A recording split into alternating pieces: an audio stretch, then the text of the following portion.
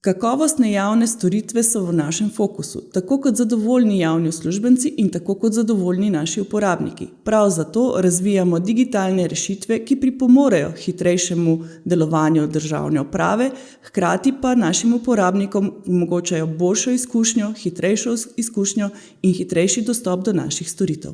Aktualna vlada je takoj po nastopu svojega mandata obudila več let mrtev socialni dialog. Posledica obojenega socialnega dialoga je, da smo v drugi polovici lanskega leta vsem javnim uslužbencem dvignili plače za 4,5%, poračunali regres, kjer se je to najbolj poznalo prav tistim najšibkejšim, in hkrati dvignili nadomestilo za malico, ki danes znaša 6,15 evra.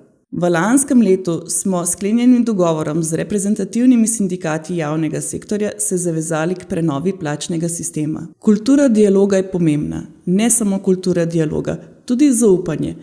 Prav zaradi tega in kulture dialoga in zaupanja smo uspeli v tem času ustaviti 2 zdravniški stavki, 1 stavko zdravstva in socialnega varstva in stavko SVIZ-a.